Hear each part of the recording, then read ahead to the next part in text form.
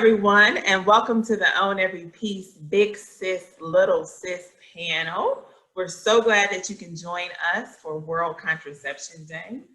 I am joined by some amazing women, some amazing little sisters, some amazing big sisters, and we're excited about the conversation that we're going to have today in hopes that it just spurs more conversation, more action, more information sharing on this important, very important day and these such important times. And so today we're going to kick off some questions. Genesis Blu is going to be taking the mic, and she's going to be our moderator.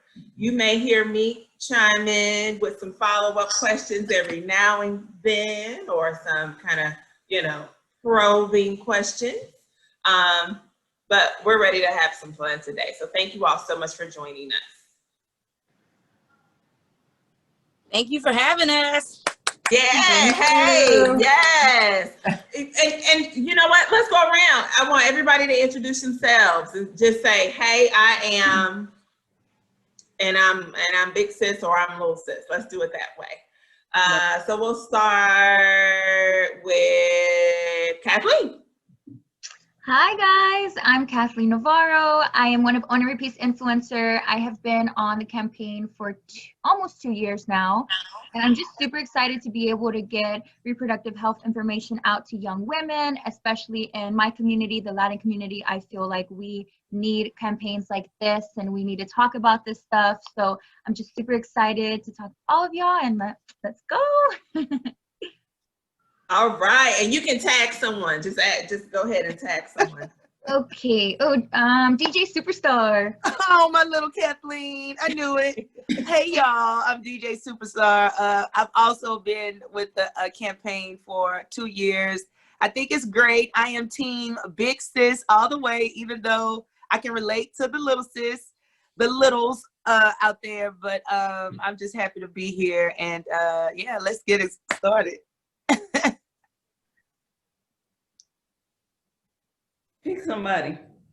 Oh, I gotta pick somebody. Well, tell her, Crystal, you in?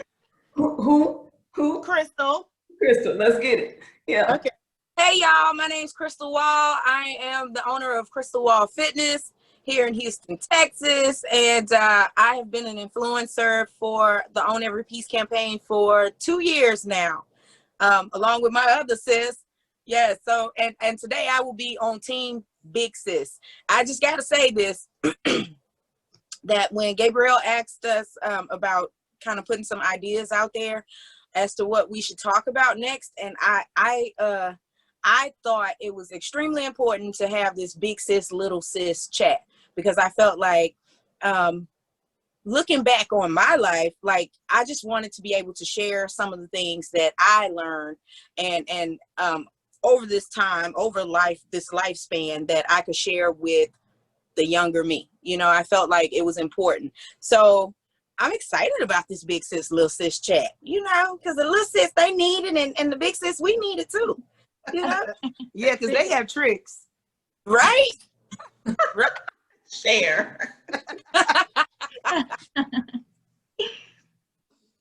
Hey, don't pass it. My bad. Genesis. How did I know you were going to go to me? Okay.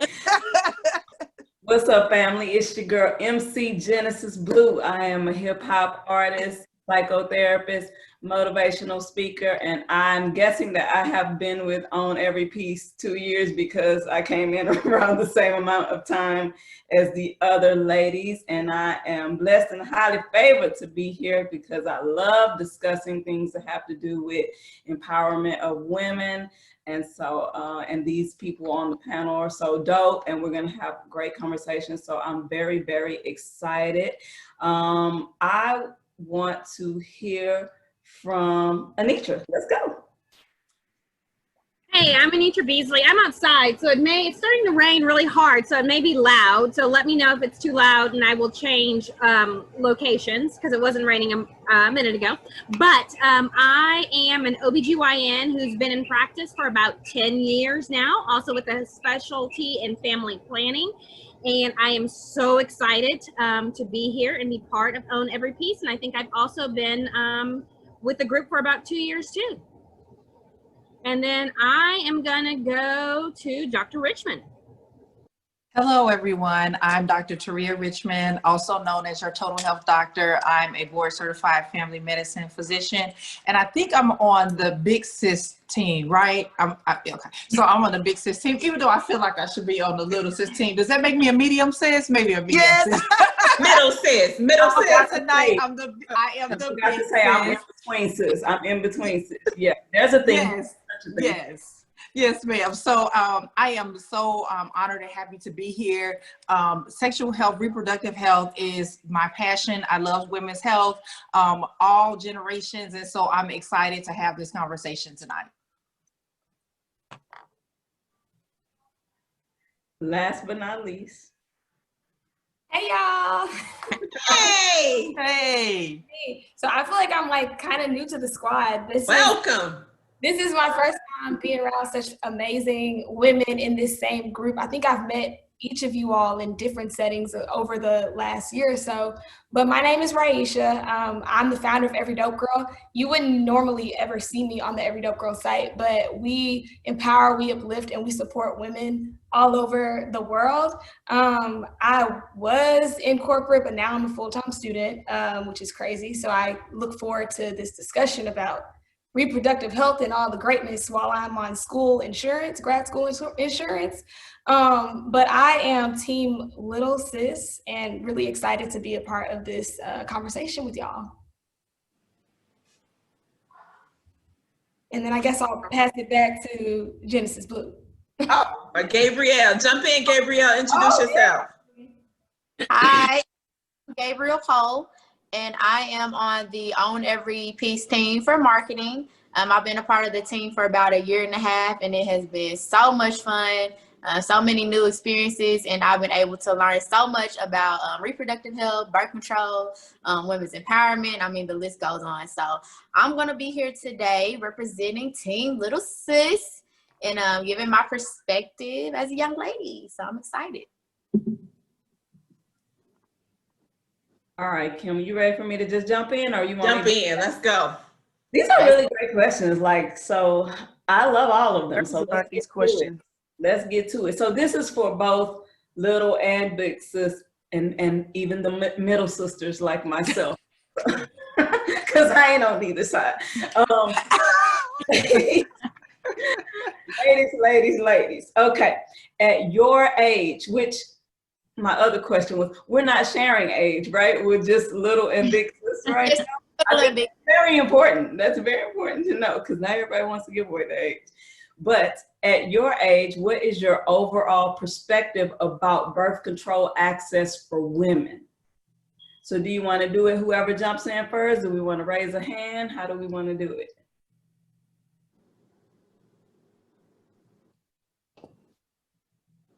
Jump right in. Okay, yeah. I'll jump right in. So my perspective on women's access to birth control is that I think a lot of women don't know. And that's from the little sisters to the big sisters and even the more seasoned sisters, because we talked about this before on some of our panels, is that even the big sisters don't realize that as long as they're having a menstrual period, that they can get pregnant. And birth control should be an option. So unexpected pregnancies happens with teenagers, and it also happens in the late 30s, 40s, where we're not prepared because we just don't know. Well, I would hope so in the 40s. By that time, you should know. I'm telling you. Because I'm like, I mean, no. I'm in my early 40s, and I'm back single in these streets, right? And I'm just like, big go. I keep it real, y'all, okay? And I mean, I know about birth control, I get it, but I feel like Team Big Sis, if you don't know by now, then something.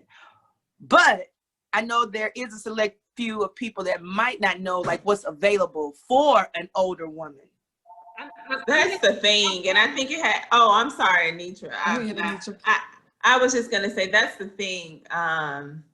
The not knowing. I feel like part of the not knowing too for any age is just there's limited access. It really is. Like let's be straight up. Like the number of uninsured folks there is in general, and in Houston, Texas. My goodness, and that's just for a minute, like for years, for decades. And now think about the situation we're in now, like access to birth control, like that's expensive. And then if you don't know where to go and just time kind of goes on and you get older and it's just something you don't even think about, until you need it. Right. And so Anitra, I didn't mean to cut you off again. No, I was just going to just co-sign on what's being said. As an OBGYN, let me tell you that there are a lot of big sisses that are having unintended pregnancies.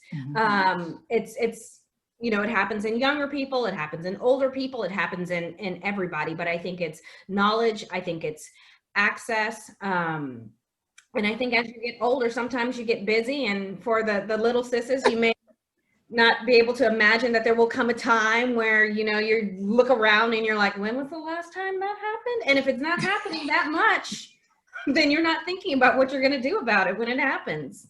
But I also think that's why we're here. Sorry, I didn't mean to cut you off. That's why we're here, because you'd be surprised how many women don't have access to this information. So that's where we come in. We make it fun. We package it really nice. We make it easily digestible for the little sis. Because I have friends that buy Plan B 3 times a week. I'm like, what are you doing? Get on birth control. They go, I don't have insurance, or I don't know what I should get or what works. And it's all these things. And I'm like, well, it's not that hard.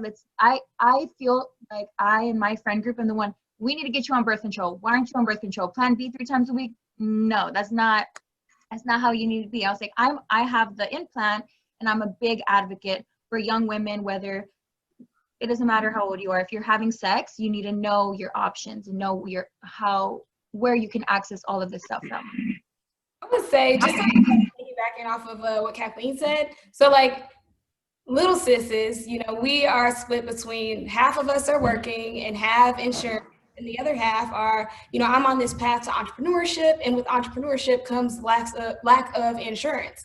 Therefore, you have some people that feel like they are invincible, but it's like, in reality, people just don't know. And I've been a part of conversations. I've been in comments and reading things through the EveryDopeGirl platform and just kind of seeing how people honestly just don't know that even if you may not necessarily be insured, there are platforms and things like that can give you exposure to, contraceptives. So I think it's all about just spreading the word and just letting people know it's out there for you. I also wanted to chime in on the little sis side, because one thing that I experienced was relocation. And I was on birth control prior to moving to Houston, Texas. And once I did move, it was extremely difficult for me to find a new provider, because when you're younger, my mom had all that set up, So I went to the doctor when she went to the doctor. I got checked up when she got checked up. But when it was time for me to do it on my own, it was like, I'll push that off. And, it went a year, and I was like, dang, I haven't been on birth control in a year. How do I get started? Where do I get started? Where do I look? Who do I go to? How does my insurance even work? So I guess for little sis, taking the time to take that initiation to get started and set that up as a routine so that it becomes a part of your, womanhood is very important. And being able to do that is being able to be knowledgeable about the act. So it all kind of flows together. I think, again, as a little sis, we just have to take that initiative to go out and find that information. And it can be tough, but we should still, take that initiative for our health as a woman. I got a question, because I've been married a long time. Yes. Are people really out there having unprotected sex like that? Yes. Yeah. Absolutely. Oh, yeah. It's crazy. It's crazy. I get onto my friends. I'm like, what are you doing? Do you know STDs exist? You want to get pregnant with, like in Miami, people are like, I have girlfriends that just think that unprotected sex, oh, it's normal, like whatever. I'm like, oh my God. Ew is right. It was right. It's just a lot of people are very uneducated on this subject. Wow. Yeah, they out here doing That bad. was to the little sis and the big sis. Wrap it up. Stop. Don't let them up in there. World Contraception Day. If you don't take anything away, wrap it up. That's why we're here. That's why we're Yeah, you know, self-preservation. I think a lot of those messages have just been like muted for a minute, for like a whole generation, I think. And I think we're starting to try to bring that back with women's empowerment, women's health, like trying to kind of bring those messages back to the forefront in a way that you don't want to shame people, right? Right. The first messages around safe sex was like, you don't want to die, wear a condom. There ain't nothing sexy about that. No, yeah. Nothing like, and so like the way we know our mind work is like, oh, I'm not gonna die. So condom death, I'm not putting that together. I think now that we're more like, just preserve yourself. You know, this is about you, whole woman, whole body, whole health. This is part of whole health.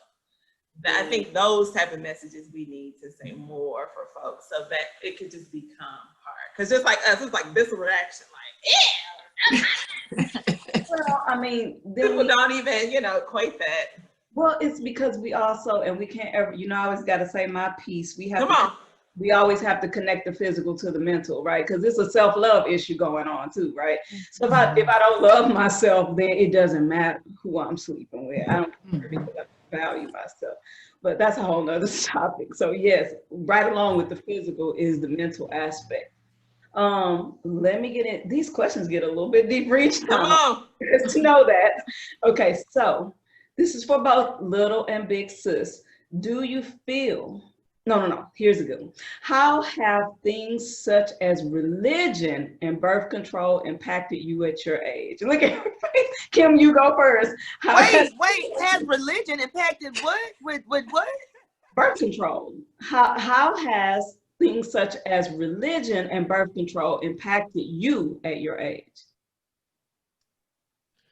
I'm just going to start just because I've had intense experiences with family members, because growing up, I grew up in a very Catholic household, and the conversation of sex is just so taboo. Don't talk about sex, you don't have sex, you don't do it, and that's it. And that's why so many Latin women in our community, so many Latin people in our community are having kids so young. And that's why my mom, she talks about it all the time, and she's way more adjusted now. She's like, you educate me so much on reproductive health, and I just feel so blessed, because she had my brother at 17, me at 19, my sister at 21. I'm 22 now. I couldn't imagine having 3 kids right now. I just couldn't imagine. So now within my family, I've created this conversation that having sex is just a part of life. This is, how we were created, and I'm going to talk about birth control. My cousins come to me, and I'm that aunt. I'm the aunt that I fly home, and they're like, I need to talk to you about this. I can't talk to my mom. But I also talk to my aunts themselves, and I let them know, I'm like, creating a safe space to talk to your kids about sex and using condoms and getting on birth control isn't a shame. Like, you're not less of a woman because you have sex. You're not less of a woman because you want to go get on birth control. And I remember growing up, I struggled so much with my identity and my self-love, because my family just shamed me because I was a little ahead of the curve. I knew more a little bit earlier, and I would talk about it, and the punishments in Latino households, I could not tell you. And now I have so many of them coming to me saying, I'm so sorry that's the way we were. We were just very ignorant. We were ignorant to this conversation. We're ignorant to it. So religion did affect me. I remember in the church, he was like, if you have sex, don't ever show up to the church again. Don't talk to my children. Don't hang out with my kids. Some of my cousins weren't allowed to hang out at my house because I just knew more. I was a little more aware. And as you grow, a lot of kids are right now there's 14-year-olds having sex, and it's kind of like, oh my God, but it's just that now kids are learning things way sooner, young adults rather. So, religion did affect me a lot, but now I just feel way more empowered, because I'm like, I was the black sheep, but now y'all come to me and let me educate you. Let me give you some condoms. Let me tell you how it goes. Protect yourself. So I had a very interesting experience kind of growing up. So my mom and my dad, they're still married, but my mom had me when she was in college. So my mom had me when she was 21. married my dad. But it was so interesting because my mom would always bring up when she grew up, she was always browbeated about don't have sex, because she grew up in a very religious household. I mean, I love God. My parents are extremely religious. I am too. But like my grandparents founded a church in their living room. So when my mother was pregnant, that was like such a huge deal. But my grandmother never talked to my mom about sex ever, like ever. So when she had me, and then, I mean, my parents ended up getting married, and X number of years later, I mean, when I was growing up in like middle school and even elementary school, my mother was having these types of conversations with me because she did not want to repeat, I won't say a generational curse, but she didn't want that same repeat with me. So she was very open. Here's the why behind the why. If this is something that you're interested in, let's get you on birth control. Like, we started having those conversations when I was early on in high school, and I decided to make my own decisions, and I am the way that I am based off of her learnings. So I had a similar, like, I learned from my mom, like, in her background, like my parents are like super liberal and open and very open to having these conversations. And even looking at my little sister, I'm like, okay, well, sis, you're a little, okay, we having this conversation, but okay, I'm glad that you're open to have this conversation with me, because my mom and my dad laid that foundation years ago based on their experiences. I think that I know that, you know, the majority of us that were raised up in church, we were all raised to like wait till marriage, or that was it, wait till marriage, right? But I, as an adult, as a grown-ass woman now that has lived life and was one of those people that believed in that waiting till marriage or just waiting till you were much older. I waited till it was almost time for me to move out of my parents' house. Like, I waited until it was embarrassing for me, because my grandmother and I heard my grandma and my mom talking one day, and they were like, well, damn, she almost 20 years old. She ain't done it yet. And I heard them laughing about it. And I was like, bitches, how dare them? How dare them? I thought I was being a good girl and stuff, holding on, and they making fun of me. But I digress. That's neither here nor there. I feel like religion and sex have nothing to do with each other, and they shouldn't be brought up in the same categories, because sex is sex, religion is religion. You praising God and believing in God has nothing to do with, I mean, yeah, you can say, oh, because your body is your temple and you're giving it away. But honestly, that's just another form of control and guilt, and another way to shame women, because they're not telling boys that. They're not telling these boys to wait till marriage and that you're going to go to hell if you give it up, or, you know, nobody's telling boys that you're a slut because you have multiple partners, or even because you have sex before marriage. I think that's some old way of thinking type stuff that they put on the women to control us. And so now with my kids, I talk to my kids straight up about sex. We have open conversations about everything. And then we talk about religion too, because religion is religion, but we don't talk about it. We also talk about the controlling side of religion. You know, how it's really just, some of it is a lot to just control your mind, control your body, control everything, your spirit. And in the end, it messes you up later on, you know, because you got all this guilt that you're holding on to for no reason. So that's. I want to piggyback on with my girl Crystal, because that's like a good point. This year by itself has been a year of unlearning for me, period. Mm-hmm. And growing up same way, but now that I'm a widow. I'm recently, you know, just cut off my engagement, right? And well, like a year, whatever. And I guess you would say, I'm dating a little bit. I don't think that my old morals that I was, you know, taught and brought up, and just like in church and waiting all this, like it really has been a disconnect. And just like how Crystal said, like I'm not knocking what I've learned, you know, growing up in church, but as a woman and as a woman that has gone through a lot, okay, that I really don't think that it does have anything to do with sex and religion. I got on birth control pills when I was 15 years old. Like, I remember my mom putting me on birth control pills at 15. And I stayed on birth control pills for like 15, 16 years. I was so scared that once I finished, I got on birth control pill, I was just gonna get pregnant. And I think I did, like, right afterwards. And I was just like, man, like, all of those years, I guess part of it was just being scared, like Crystal said, like having that fear, like, oh my God, I can't get pregnant while I'm, in high school, or I can't get pregnant, whatever. But I do know what I want to do, so you grow up convicted and you grow up like whatever.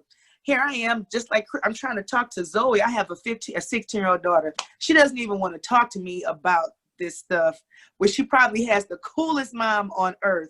But what I do tell her, I said, you better go talk to somebody. Like this past weekend, she was like, Mama, can my little friend come over? Her little friend Devin. I was like, yes, but I had to go work. And in my head, I could think back when I was 16, what I was doing, trying to sneak. I was like, Lord, please don't let this girl try to do nothing that I'm not here. So I was like trying to FaceTime her each time I could. Like what? And I was like, you know what? Let me stop. Because that's not good at all either. But needless to say, religion and sex disconnect to me. I don't want to go on. I have to say, as a physician and a person who likes to educate, sometimes in my mind, I have to tell myself my job is to educate. So if I post something about dental dams or something like that, I know my pastor is going to see it because he's following everything that I post. And I think in my mind, like, okay, should I, shouldn't I? My job is to educate. It's not about, religion. It's not about if my pastor sees it. My job is to educate. And so, but I'm not going to lie. It's sometimes I'm like, ooh, if I post that, I wonder they going to call me. Somebody going to call me. Yeah, Somebody that's so hard. Me. And I shouldn't have to do that. But because it's been so ingrained since I was a little girl, it is something that I have to think about for a minute, get myself together to be able to share the information. But the thing is, everybody is having sex, no matter what their religion, no matter everything. Everybody is having sex. And I tell my patients, I'm like, you have sex because it feels good. It's like chocolate cake. You eat it because it feels good. Yes. It tastes good. If it would taste like carrots, you wouldn't eat it. So, that's why we're all having sex, no matter your religion, no matter anything else. Right on. Period. Yeah, period. Period. Drop the mic. We can move on to the next one. All right, let's move on. Then. I was gonna jump in there, but we can move that. Then we can end on that. Period. Do y'all? Yeah. Before we move on, I do want to say that they do try to put religion and sex together to control you or shame you, but at the end of the day, God still loves me. Whoever you believe your creator is still loves you if you're having sex or not having sex. And that's the way I shut down that argument. Anytime someone comes to me, I'm like, that's between me and God still loves me. I talk to God every day. So every day. That's all I'm gonna say. And that's that. Period. Period. Okay. So look, little and big sis. Okay. This is good. Do you feel that older women judge younger women on their sexuality / sexual freedom in 2020? Do you think that that's happening? Can I say that? Can I say this being a DJ? Because listen, I love it. Oh, I love it. I love the WAP. I love all the tap in. Now, when my daughter plays it, I kind of get a little upset, which is so crazy because I'm like, and then she looks at me like, well, you DJ, like, what are you? I was like, well, still, I don't want you singing it. I just don't want you. You can sing it with your friends. But first of all, I love the liberation. I love how they are, fearless, regardless of what goes on in their personal life or whatnot. Oh, you know what? Let me rewind. Because I was having this conversation about, the whole WAP thing, the whole WAP and the whole WAP video and all that. I thought that was done. I love the concept of the whole video. I loved how they played on the sexuality. I loved it was sensual. I loved it was tasteful. And I just hate that you know, men, and especially in Genesis, and everybody can relate to this, you know, how they try to make it seem like just because they are sensationalized that, you know, we have to be, you know, the opposite, like, or slut, or you know, being prostitutes. I had to go off on social media. Like, there are so many men upset about this whole liberation movement, and calling us prostitutes, and if you want that prostitute life. I'm like, yeah, y'all been doing this. Yes. And I don't think it's even a little versus big sis thing, because a good friend of mine, like one of my best friends, was also very judgmental of it. She's a school teacher, and she's just like, oh my God, why is that the image that they want to the women to see and all that? And I used to be like that as an MC who does positive music. It is hard for me sometimes. It's like, really, again. But then I had to come to a place where it's like, they're also trying to silence these women and control these women. And these women are smart business women, and they're using what they need to do to their advantage, instead of just what the alternative is nothing, because they literally won't let us in the door. Supastar knows that. And not at all. Oh my God. Yeah, these women are knocking down the doors, and they see a vision that maybe the others can't see. And so what that has done, though, the sexual freedom of it all allows for the freedom in other areas, like just having a voice and being heard. Because I promise you, put on their actual albums, they say important things, but they know how to speak to their population, and it's working for them. And so I think it's another liberation movement. They're burning bras, right? They're burning bras and saying, what you gonna do about it? Yeah. I love it. I want to speak to that too, because I feel like there really is not anything new under the sun. And I'll give you an example, right? So I'm from Chicago. That track from WAP, we used to dance to that as teenagers. In this house. There's some H's in this house, and we used to dance to that. Music. Come like on. Literally, like I'm like, hey, if you see her pulling on out, if you see her pulling on out. I just mixed that together at a party. Oh my God, the crowd was lit. Yes. So it's like there's nothing new. When I look at pictures of my mom wore Sizzlets, hot pants. All you can see is legs and more legs and more legs. So I feel like every generation has their envelope that they push and take to that next level. I think that now we're even more free, and we do have this kind of back and forth about modesty and what's okay. But I think that whatever is okay for you is okay for you, and who am I to sit back and judge? Like, who am I? Like, who am I to say you shouldn't wear this, or you shouldn't wear that, or you shouldn't do this, or you shouldn't do these sexual acts? That's your business. Mm-hmm. Period. Like, well, I need to be in my business when you come into the office, but other than that, that's your business, right? So it's just interesting, because none of this is none of it's new. It's just the way each generation interprets it and shares it with the world. But I think it's important, like, absolutely, it's like this consistent theme of power and control. And so whenever you see that reaction around, like, women being liberated about their sexual selves, whether who they're attracted to, how they dress, folks can't deal, because it's outside that box of, this is how you should be, this is what you need to look like, this is how you should talk, and this is what you, I mean, we have laws still, rest in peace, Supreme Court, Ruth Bader Ginsburg, rest in power, Yeah. Like, I think when you think about just in the, 70s and 60s, when you talk about burning bras, right? Like, a woman could not open up a bank account without having a man's name attached to the bank account.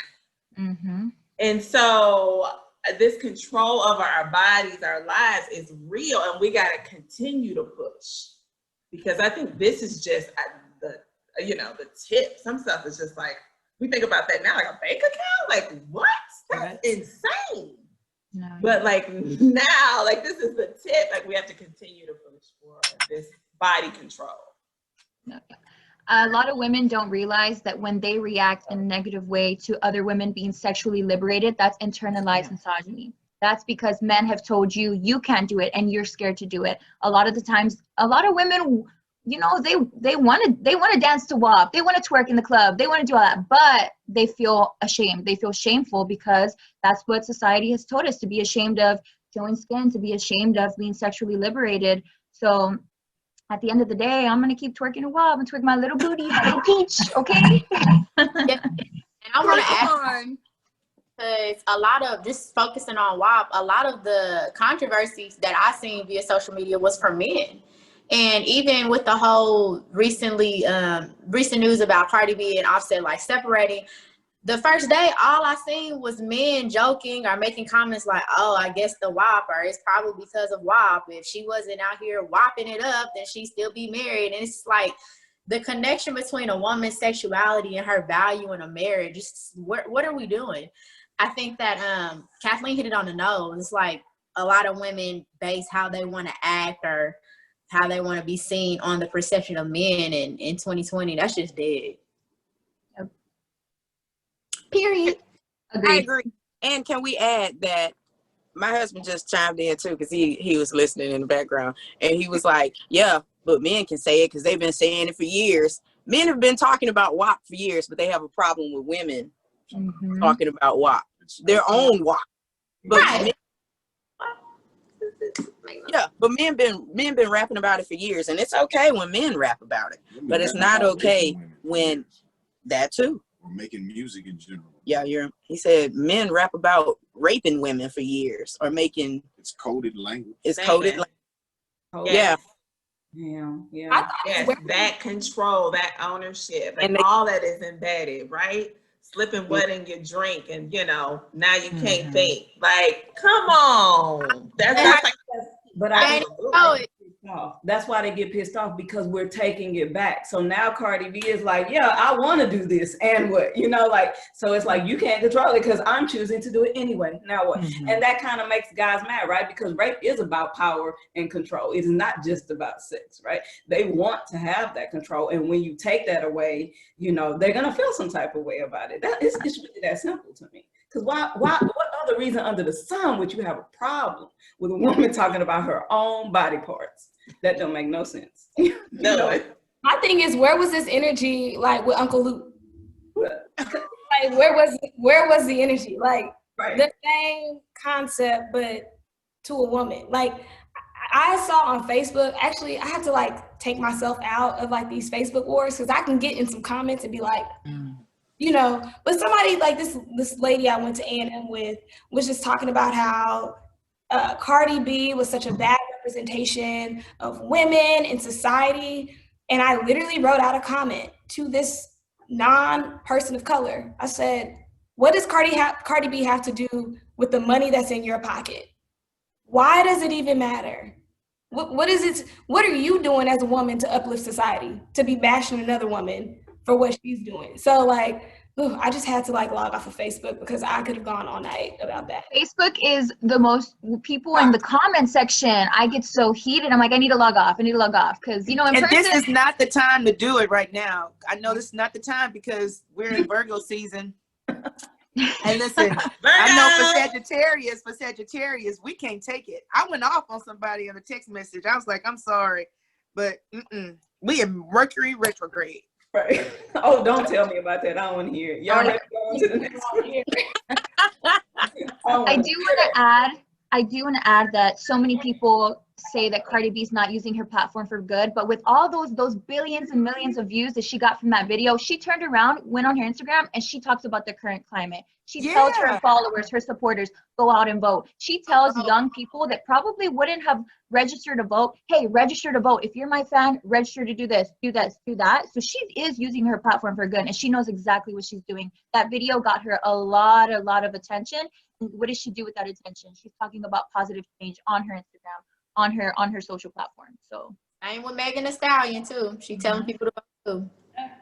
Yeah, you already know. Well, and the same people that are telling them to be quiet about WAP are also the same people that are telling them that stick to rapping. Don't get into politics. Don't worry about that. Basically stay in a woman's place. You shouldn't have an opinion. So yeah, it all boils down to control. Like, we have been what's the word? Indoctrinated? Is that Indoctrinated. Indoctrinated. All right, Crystal with the words, come through. No, indoctrinated to believe that you know, to stay in a woman's place, to stay in a woman's place rather than in all actuality, I feel like the woman's place is at the top of the Period. at the top of the pyramid. Because when you think about it, we run the world, we creating it, right? If it wasn't for a woman, there would be no man. Let's keep it real. So I just feel like all these things are so, you know, when they talk about sex and trying to control our bodies is really just a way to control our minds and our spirit and to keep us down, you know, which is sad to say because it's been indoctrinated in us so deeply that we pass it on to our boys and we pass it on to our girls too. You know, it's in church, it's in school, you know, act like a lady, do this, do that. Don't say this, don't say that. You know, all of that, we're learning that as we go and we pass it on to our children. And then when someone comes around and they're liberated and speaking freely, that's when we all want to be like, oh shit, oh, you know, judgy. Right. Instead of celebrating them. And I'm glad that 2020 or just life in general right now, 2019, 2020, all that has showed us that, you know, women can be whatever the hell we want to be. We can do what we want to do. And our body, your body is your body. You know, it's your temple. Amen. Yes to that. But it's your temple, not his. Know and own it. Yes. Head and own it. That's right. That's right. I love it. I love it. Okay, so this question is just for the little sisters. Okay, do you feel like your generation is willing to fight for reproductive rights in the same way as the generations before you have? Ooh, I love this question. Are they down to ride? Are they riding or dying? What's really good in the hood? Yeah. Oh, y'all quiet on that one. Dang, that does not make me feel hopeful at all. What is happening, little ones? So I am a little kind of biased. I'm a part of an organization that marched in women's suffrage in 1913. I will not say the name, but I'm a bit biased on that. So from my perspective and the community that I surround myself with, we are all pro women's rights. What I will say now that I am in an MBA program that does not look like me and it encompasses other people, I think that people are I think little sisses are down for the cause, but I don't know if they're really willing to fight the good fight for it.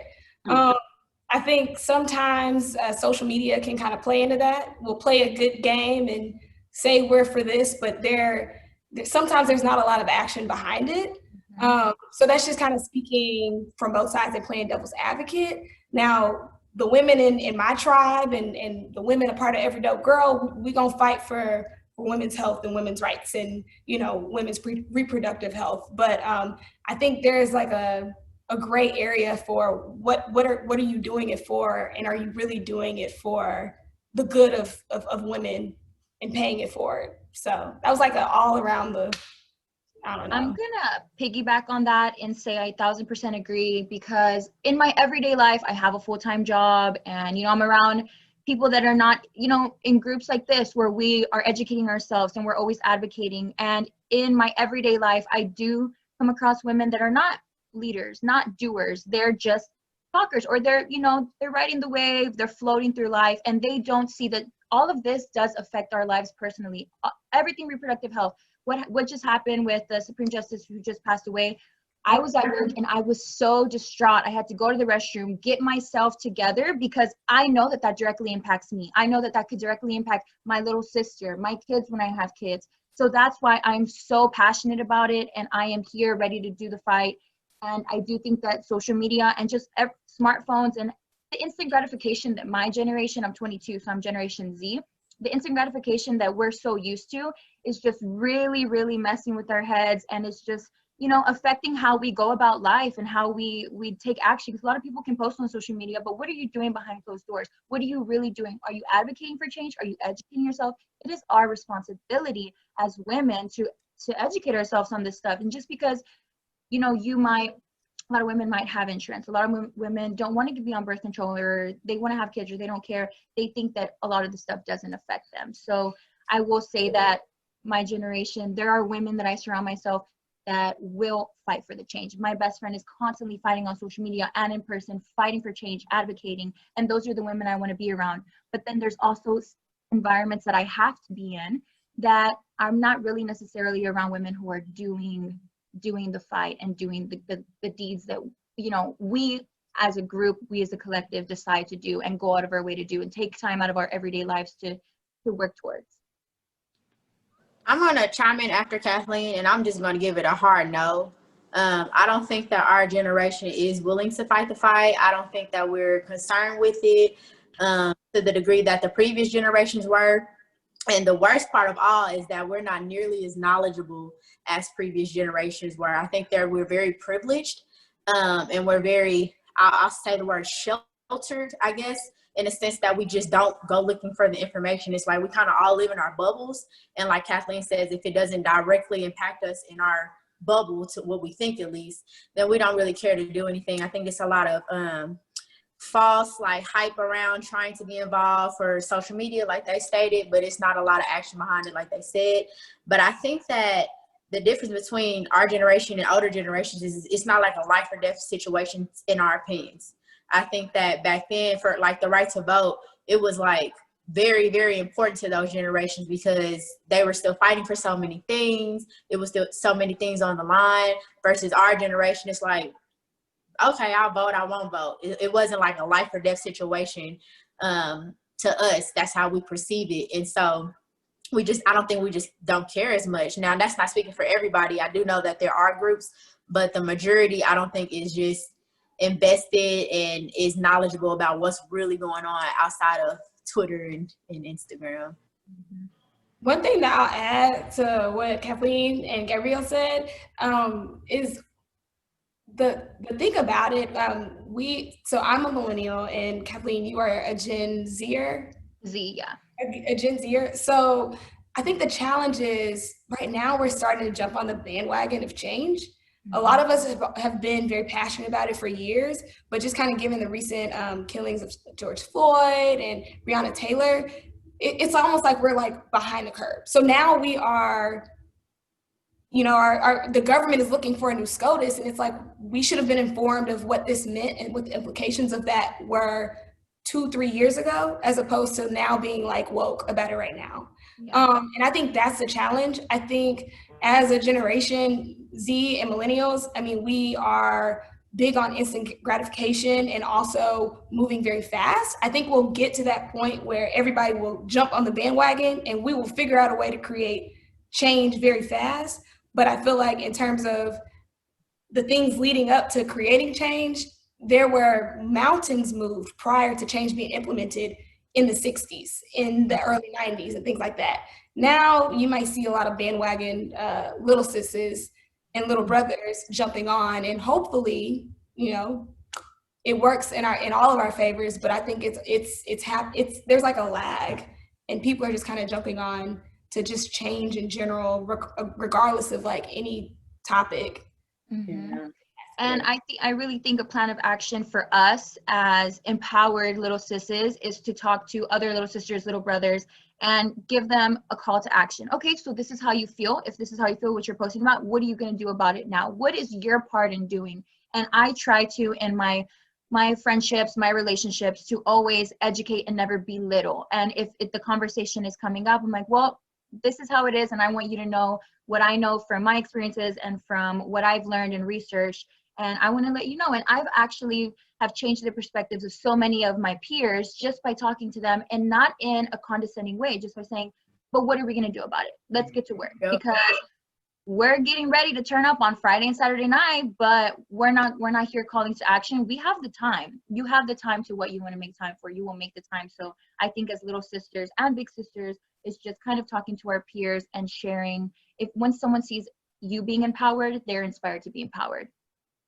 Mm-hmm. Yeah, I think for me, I have realized you know, like we talk about being woke or people that are educated, there is a disconnect. I think about when I do the Ask the Opposite episodes, my mind is always blown away by the simple stuff that people do not know. And then I have to remember and take it down a notch and be like, okay, everybody is not getting the same information as you. Maybe everybody doesn't have the same access to the same information as you. So what you're saying, Kathleen, is so true. Like, we can't just get the information and hold it for ourselves. We have to share it with people because they are not getting it. Go back and watch some of those episodes. It's pretty scary that people can't even name 2 or 3 types of birth control. Like, it's like, that's scary, men or women. And so, yeah, we're in a dangerous place because, you know, that's the first thing people use to control you is the lack of knowledge, right? And so that's definitely happening there. Good answers, girls. They knocked it out of the park.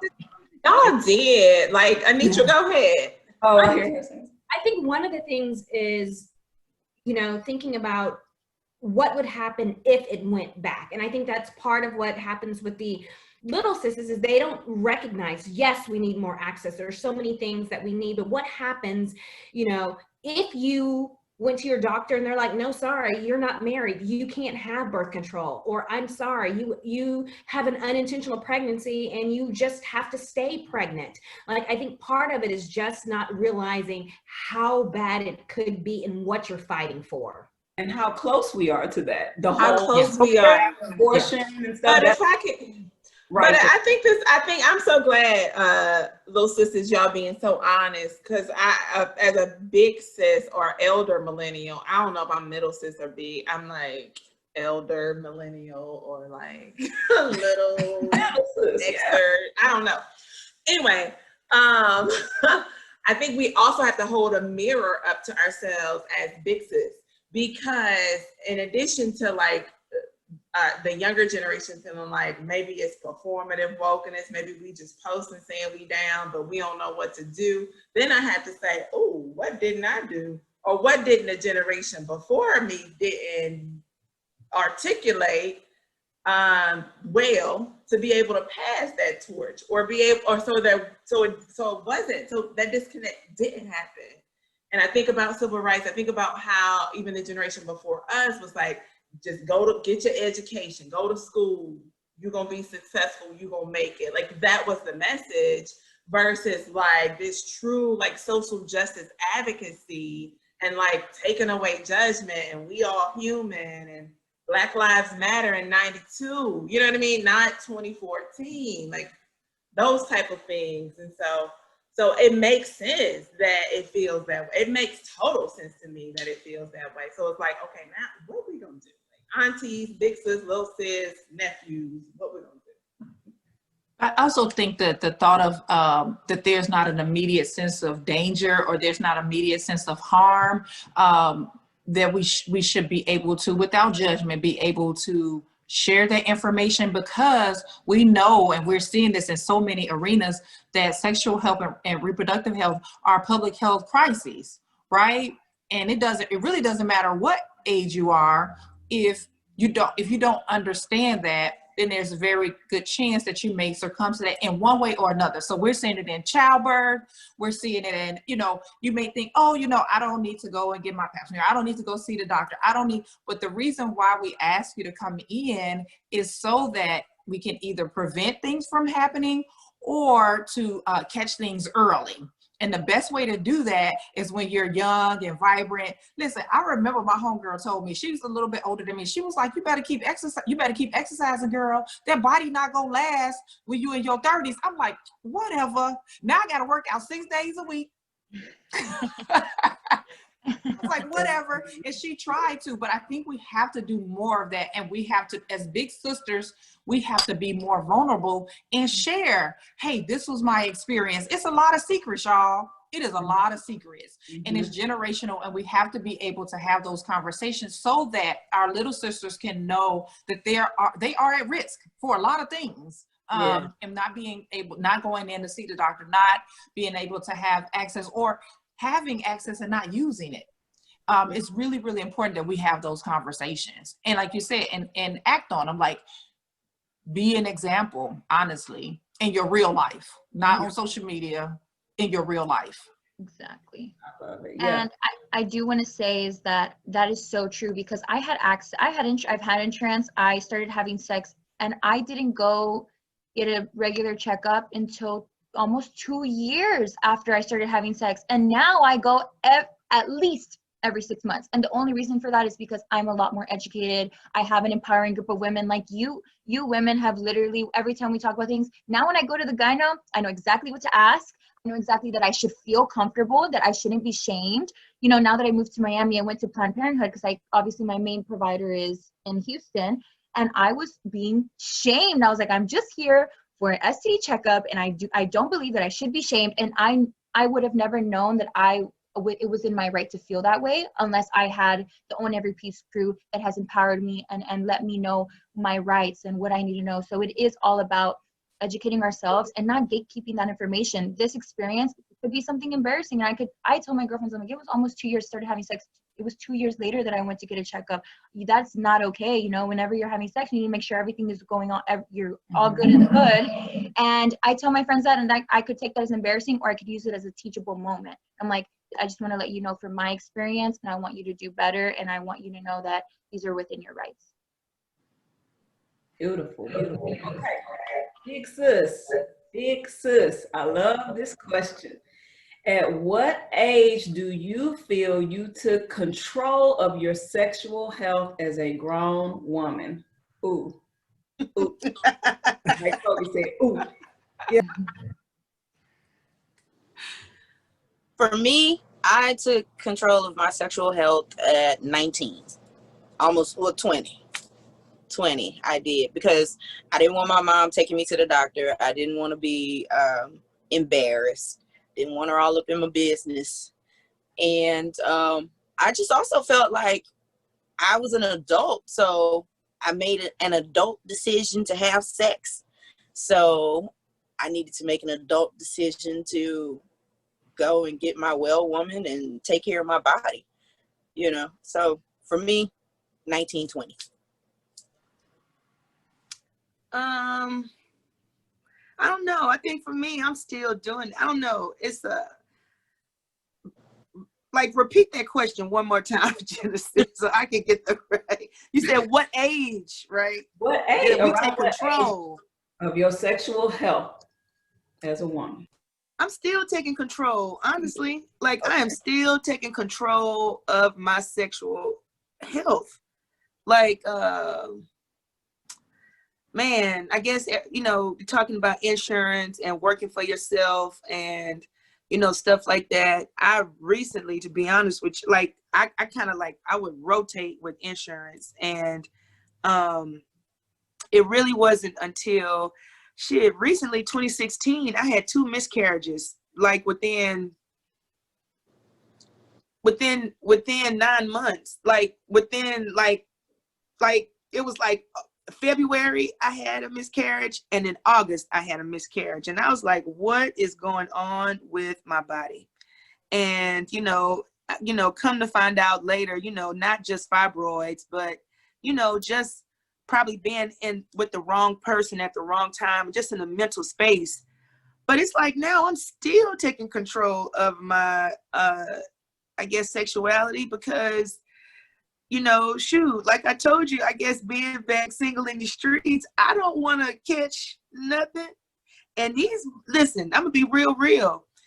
I can write a book in this last month. We might have to do a happy hour.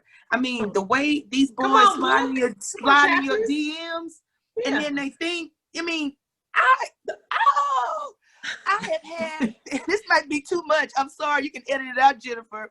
But I had to tell this dude, oh, I wish I could read it off my phone. This dude basically slid in my DM. I knew him for a long time, and basically he just wanted to do it. I'm thinking, hey, we gonna be, you know, cool. I ain't seen you in a long time. He sends me a message yesterday and says, oh, you gonna make this hard like effing Michelle Obama. What? Yeah.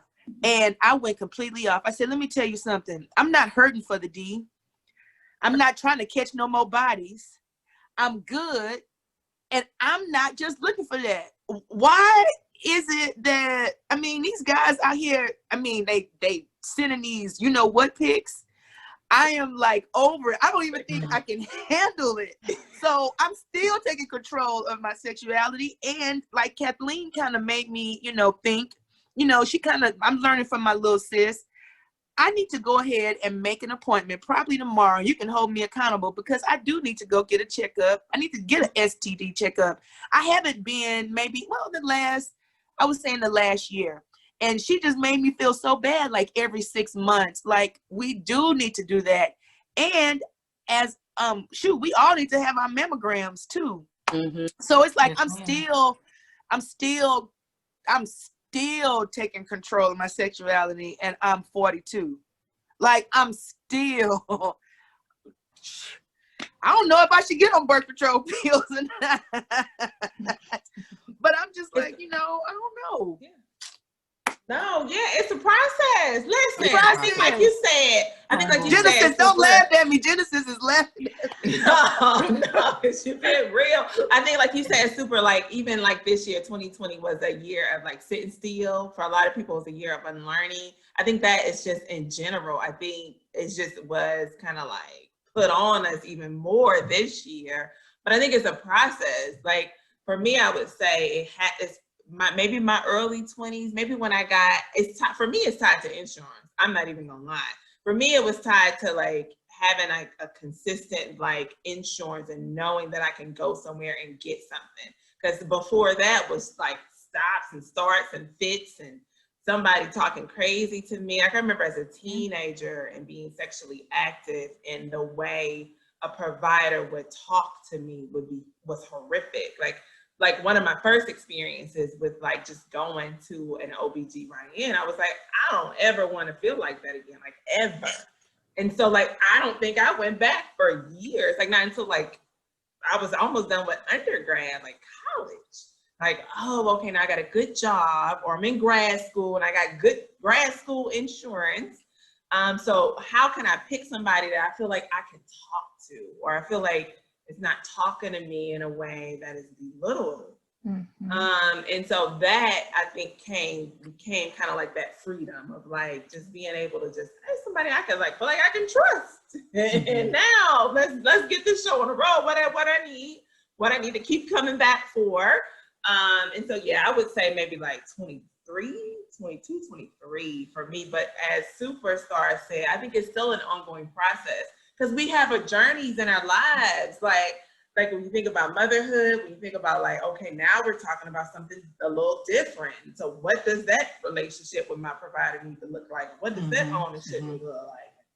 Especially now, it's a process. Yeah, and you know what? And you made a good point. It is about insurance, and for me now, like I went like that year was so hard for me, like because I had the insurance where, you know, I was seeing my OBG for years, y'all. But then the first time the first miscarriage I had, you know, I went through the whole procedure and everything there. But I guess from my insurance and the fall flipped or whatnot, I could still see my OBGYN, but the procedure, they didn't take care of the procedure. They wouldn't do the procedure, and I got so frustrated. I lost faith in healthcare. I was like, I was so upset. I went to the emergency room. I was like, so you want me to drive myself to the emergency room?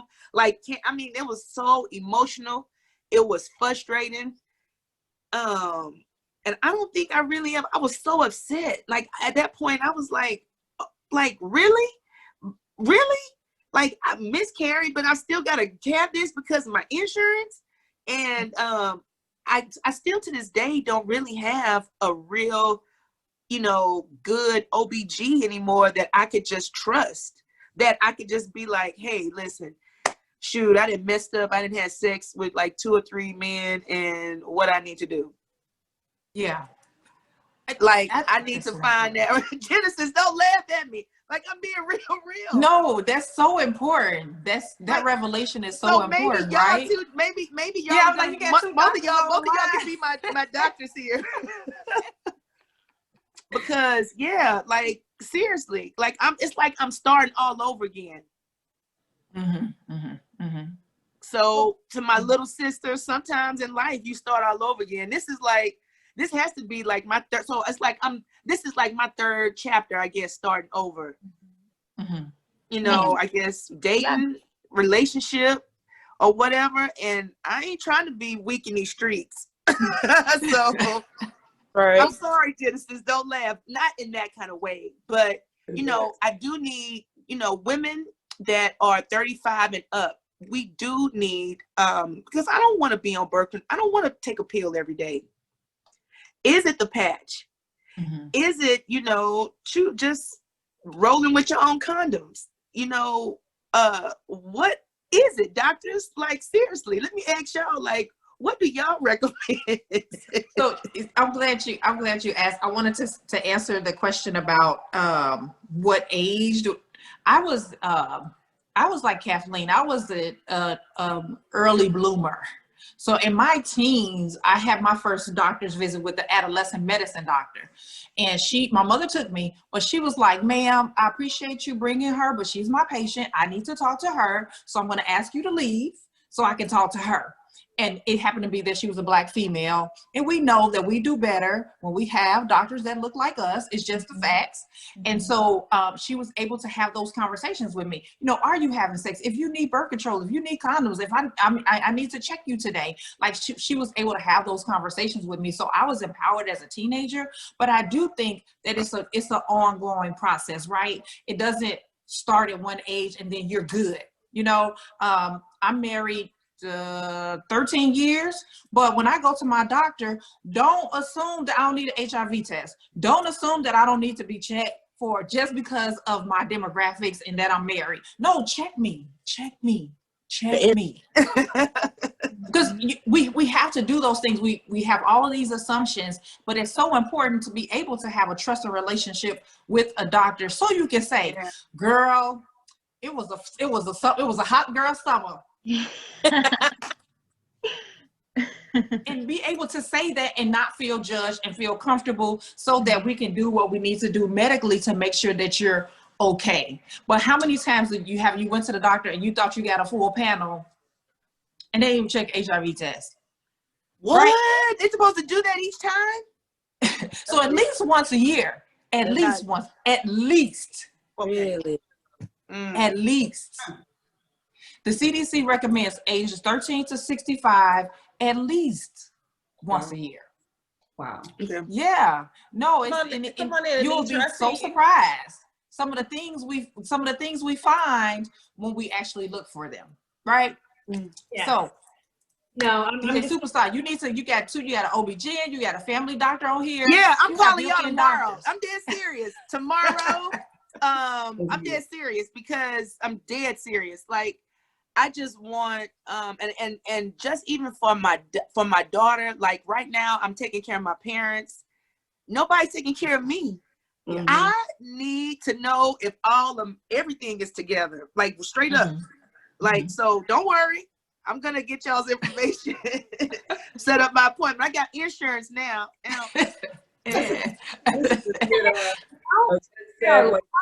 places that you can go and you can get that great care that you need from someone who can talk to you. I mean, there are so many times where people are like, well, yeah, so when do you think I can see? What I'm like, are you trying to figure out who's the dad? Because I can't tell you that. Here's what I can tell you, here's what I can. So you can just be like open and honest, like what is your concern? Is this your concern? Are you concerned about, you know, do you need STD testing? You know, do you just need to be prophylactically treated for something? What is it that you need so that we can talk and make sure that all your questions are answered right now? But I think a lot of people have said some really good things. I think it's a journey.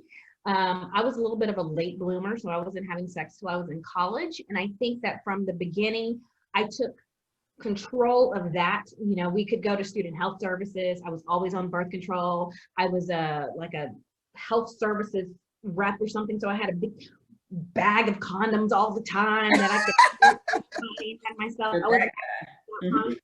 But I think as you grow up and you are in different relationships, things change. Well, you may be taking care of your sexuality, but you still have these like, well, I'm going on a date, a first date. Can I have sex? Can I not have sex? My body has changed. You know, do I need to like look like this? Can I be out in the light? You know, so I think that things change no matter where you are and what you're doing. And even though you may be taking care of yourself medically, you still have all of these things swirling in your head. I also wanted to say one other thing. I have the Mirena IUD, and I like it. It works well for me. I don't have to worry about it. It's there, and I don't have to worry about it. So I like the Mirena IUD for myself. And Where is that located? In your uterus. In your uterus, in the inside. The one on the arm is the Nexplanon. I have Nexplanon. I love Nexplanon. Yeah, I love my Mirena. I love it. Me too. Oh my gosh, y'all. Go ahead and give your shout outs. Go ahead. Shout them out. Shout them out. I want to shout out to my birth control. I have a shout out to That's what's up. He holds me down. But it's whatever works for you. Like, Yep. I tell my patients, there are people who can say that I have condoms. Like when people think I don't say these things to my patients, but I'm like, what happens when he comes and he's looking better than he's ever looked before? He comes in, got a little bit of sweat on him. He brought you some flowers. He brought you dinner. He took care of the kids. He did all of this. You told me you were only going to have sex with condoms. You open that drawer and there are no condoms. What are you going to do? And there'll be patients who'll be like, I'm going to close that drawer and we are going to go watch a movie. And that is all we do. And then we do it separately. And that's fine. If that is you and that's what you can do, condoms are great for you. Or you may say that, I know that's not me, so I need a different plan. I need to be on birth control pills. I'm great at taking a pill every single day, you know, or I'm good at this, or, you know, I absolutely cannot have spotting. You have to know what works for you and what you can do. And, you know, some people are like, I absolutely cannot have something inside of my uterus. That just weirds me out. Like, I don't want anything in my arm. Whatever works for you. There's something for everybody. Love it. Love it. So that actually is a good segue to the next question, which is about telemed services, right? Do you, and this is for both little and big sis, do you believe your age makes you more or less accepting of telemed services? What's telemed services? What? Lord have mercy. So telemed. Oh, telemed. It's a virtual okay. visit. Yeah. Okay. Sorry. That's my dog. Yeah. Virtual visits. Okay. Yes. I love them. I love them, especially during COVID times. I've done a couple virtual visits and it's just so convenient.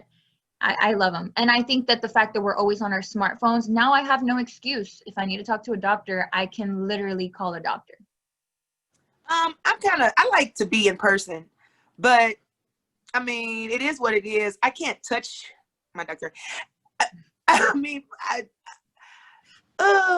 don't know. I'm kind of over the whole virtual thing.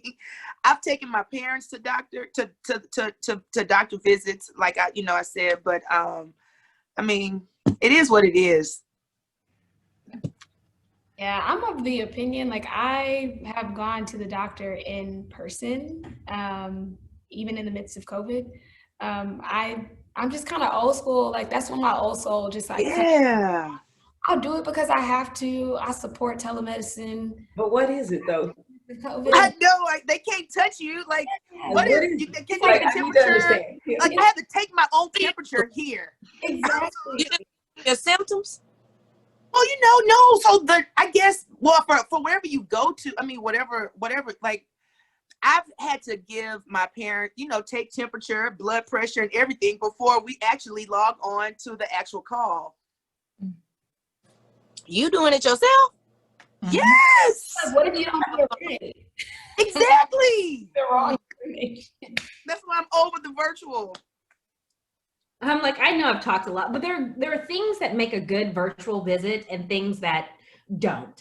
I tell you, I love a virtual visit. I'm like, it's efficient. I'm at my house. I'm not waiting in your office. Like when you're ready to see me, you pop on the screen. I'm doing everything else I need. But I think it's fine if I need a medication refill. I tell you, I think I have a UTI. I've had them a whole bunch.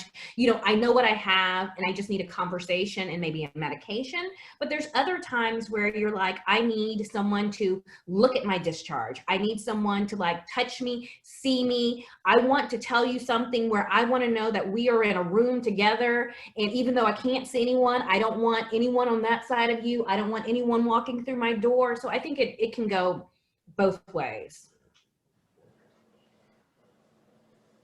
Well, I'm a huge fan of telemedicine, only for this, as we discuss access. Lots of people have gotten access to healthcare because of telemedicine, especially in the time of COVID. So I don't think that telemedicine is the end all be all, definitely, right? You can't get a pap smear via telemedicine, right? So like Dr. Beasley said, there are certain things that works well for telemedicine. Let's say you out on a Saturday night. Oh, let's look at our Plan B program. Let's say you're out on a Saturday night and Sunday morning, your doctor's office is not open. You done had you a good time, the condoms weren't in the drawer, he smelled good, and you went for it, right? And you need to get access, right?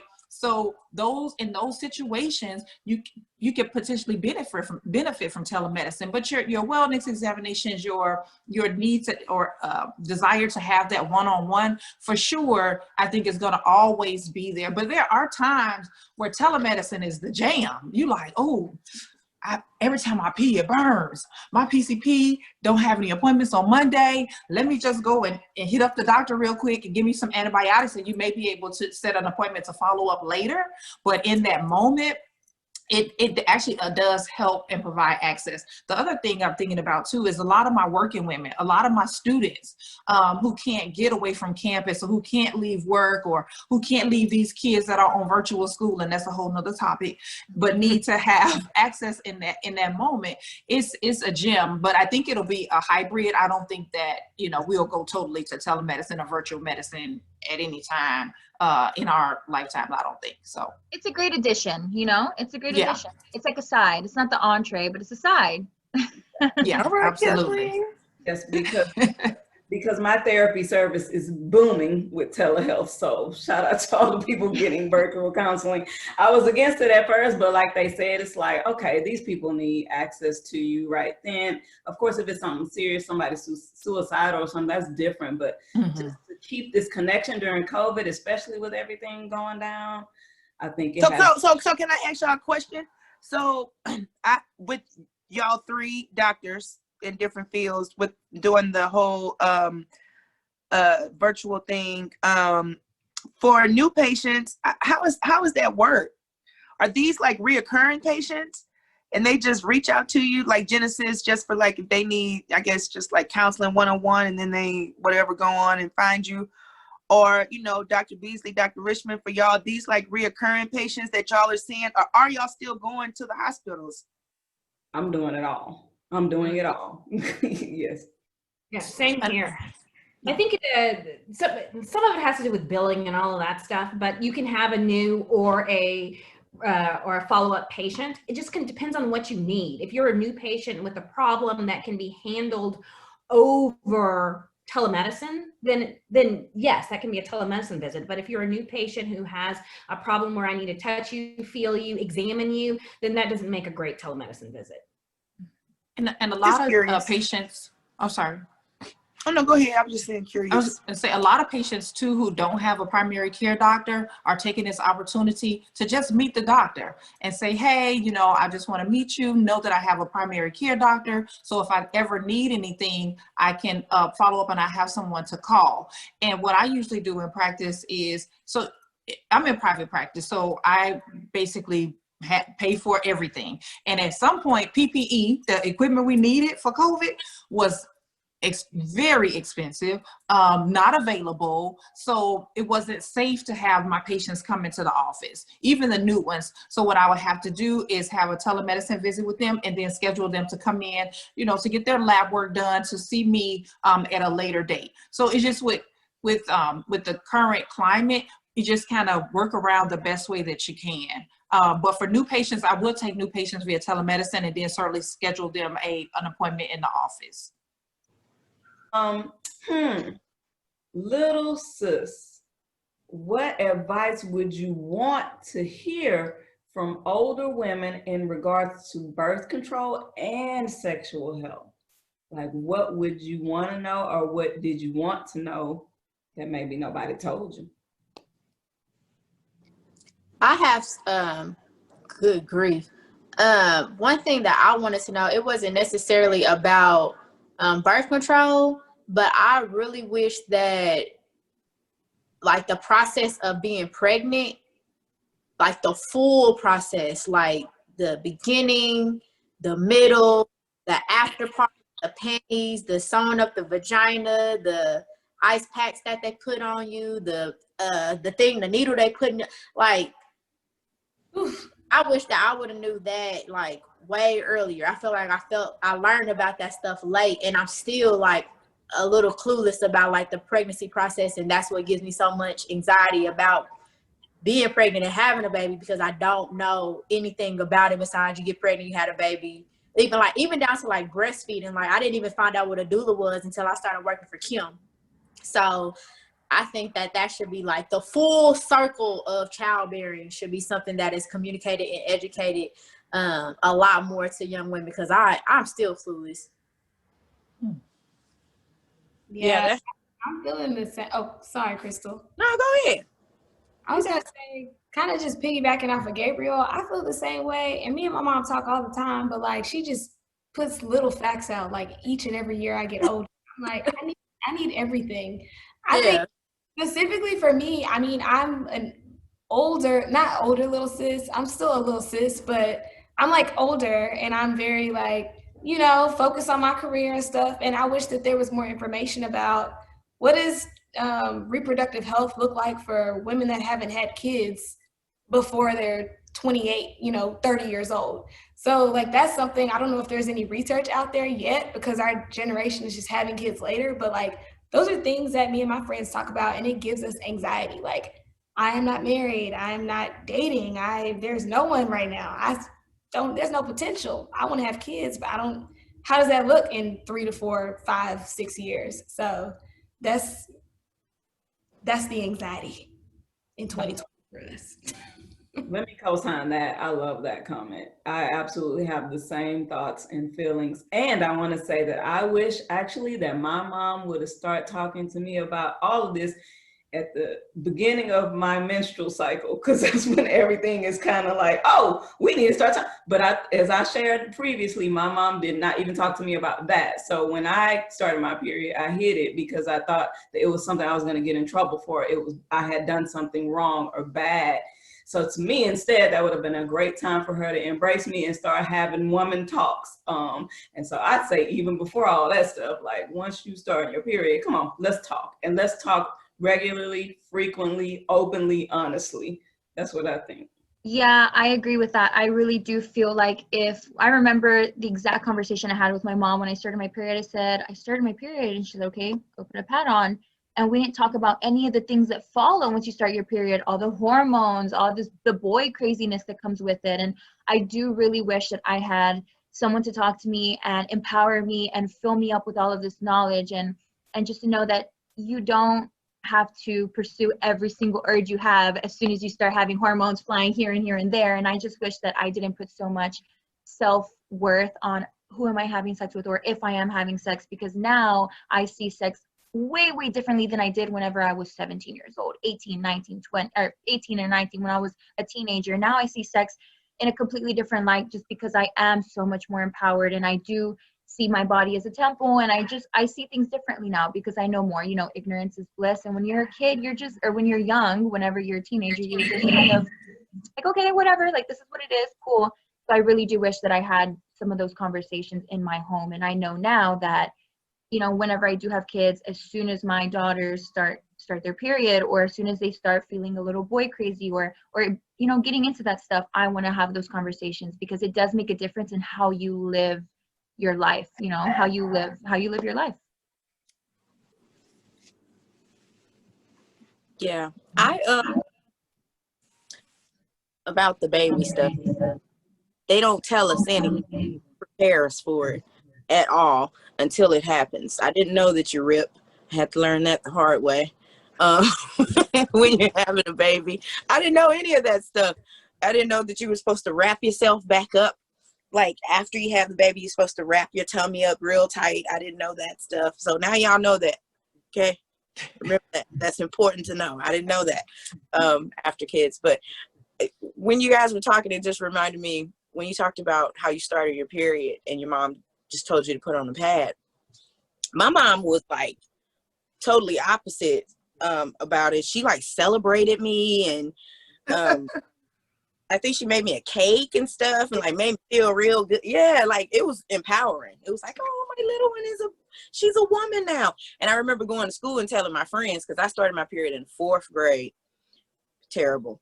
I told my friend in school and she scared the hell out of me because she was like, oh, you can have babies now.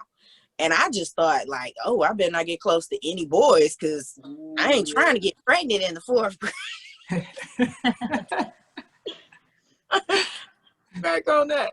But, and even with STDs, my whole life, my mom always talked to us about sex because she was molested as a child. So early on, I remember being like 6, 7 years old and my mom talking to us about sex and talking to us about people touching us inappropriately, what to do, you know. So she always talked to us about it. But I done lost my train of thought, y'all, for real. I'm sorry. Let her use ya. I think all the little sisters answer? Because Crystal's kind of getting into the question for the big sisters, which is what advice do you want to give to the little sisters? So you guys can jump in from there. I would say, one, if you knew all the things that happen with pregnancy, you'd never get pregnant. So maybe that's why. That's why I'm not pregnant. That's literally why I'm not, because my mom terrified me with it. Yeah. And then 2, I would say that your body doesn't need a break from birth control. So just keep on taking your birth control pills, the whatever you want till you're ready to get pregnant.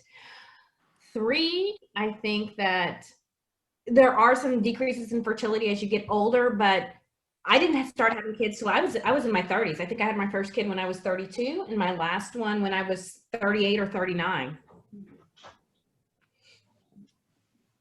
What advice are we giving them? Because the first question. Oh, about just what you would have liked to know, like maybe tell them things you would have liked to that you want to share. Yeah, Dr. Richmond was going. I'm sorry, cut you off. Go ahead. Oh, that's okay. I was just gonna piggyback off of the fertility part, so that you know that you can still get pregnant. I had my first baby at 32, and then my second baby at 37. However, there are things that come along with pregnancy. Pregnancy is not always a benign process, meaning that it's not going to always be kind of like this easygoing deal, or you may have, I had 2 losses, so I've been pregnant 4 times. So everything doesn't always necessarily go as you think it would, and it's okay, right? So with my first baby, he was 9 pounds, 6 ounces, and I delivered him vaginally. And yes, it went. So I told my OB, sew it up, sew it all the way up so that it's like brand new. So I just took advantage of that, but it did tear, and I had to have ice packs and all these things. But my point is, pregnancy is not necessarily a benign process, right? People think, oh, you get pregnant, you have a baby, and it's all good. And when people ask you, why you're not married yet, why you don't have children yet, why you don't have a second child yet, all these things, do you boo, period. If you, hey, don't be asking me like, dang, I just got married 2 minutes ago. Now you asking me when I'm gonna have a baby. Like, leave me alone. So anyway, do you. So that's 2. One is pregnancy is not always a benign process. Things happen. Things will unexpectedly happen, and it's okay.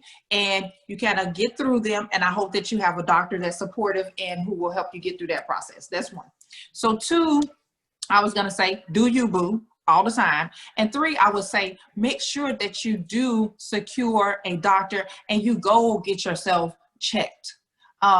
people say for everything, but everything is not always good either, but it's important to have those conversations. So those are my 3 pieces of advice. My advice for the little sis is just what Dr. Richmond said. Do you, boo. Do you, boo.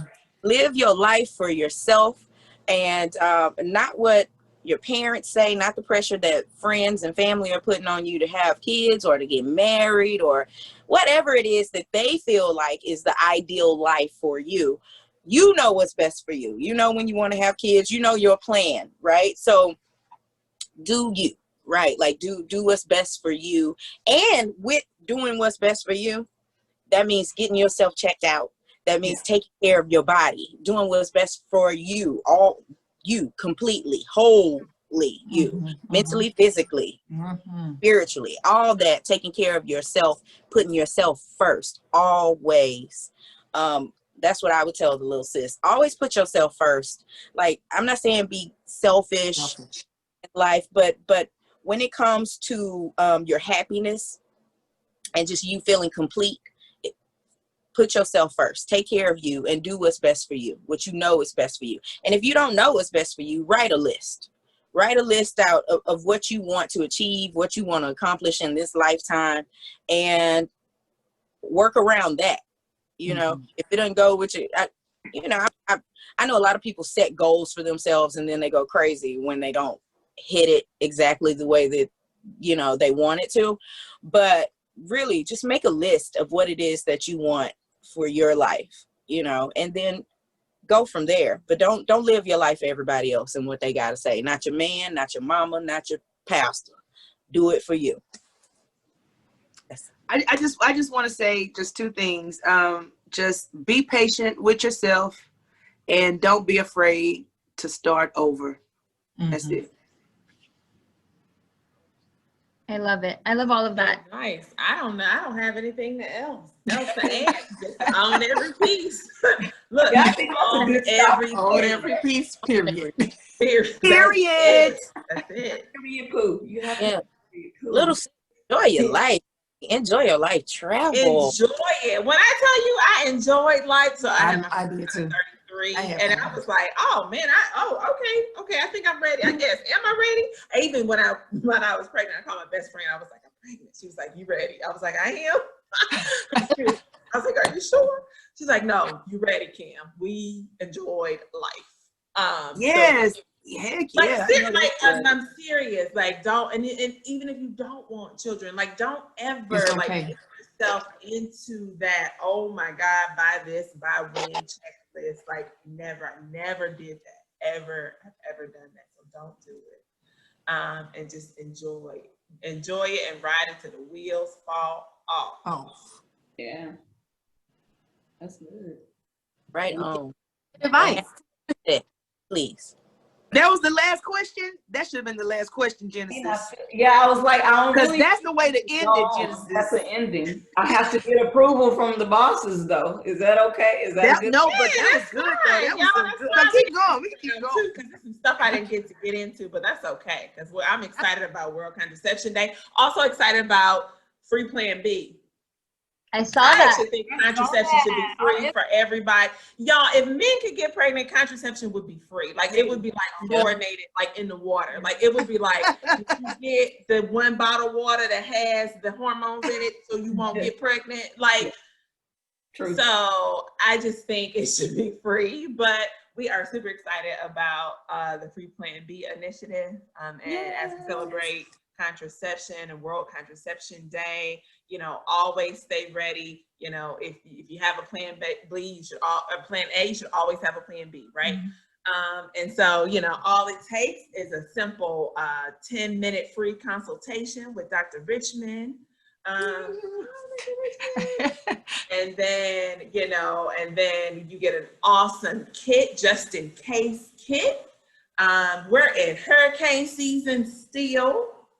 And so we prepare ourselves for natural hurricanes and events. We should also always be prepared for things that come with our reproductive health. And this is just one of those things. So we're excited about the Just In Case kit. And we hope that more and more people kind of sign up and learn more about the campaign. Can we sign up? Can we sign up? I want Yes, everybody share. Yes, Yes, everybody. You get a plan B. You get a plan B. You get a plan B. Well, honestly, that amazing for Own Every Piece to offer that. Thank you guys. That is so generous. I feel like that's going to be a blessing in disguise for so many young women. I'm going to tell my friends about it.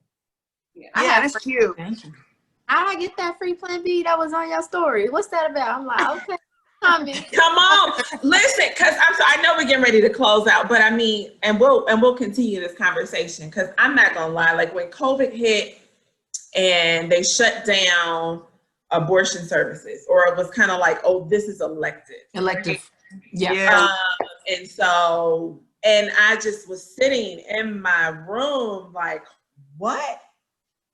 Wait, like, and thinking about the thousands of women who would be impacted by this, right? And how your whole life can change in an instant. You don't have that type of control and ownership over when and how you enter and become a mother again if you don't want to, like all those things. I'm like, this is not okay. This is not okay.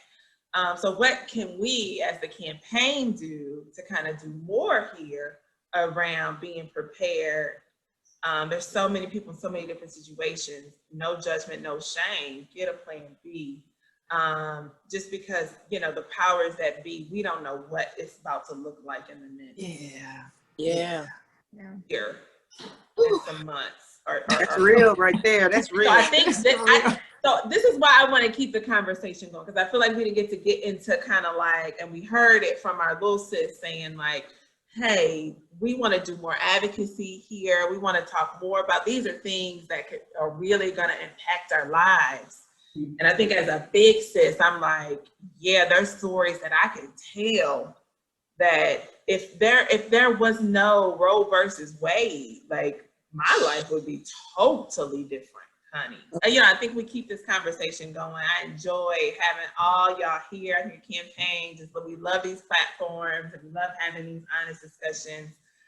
So thank y'all so much for spending your night with us. Tropical Storm Beta and everything. We got to ride, y'all. Thank y'all so much. Thank y'all. I had a great time. Ladies, you're so welcome. This was great, y'all. Yes. Oh, I'm calling my doctors, my new doctors by the end of the week. Please. Me too. All right. Bye, guys. Bye, guys. Bye.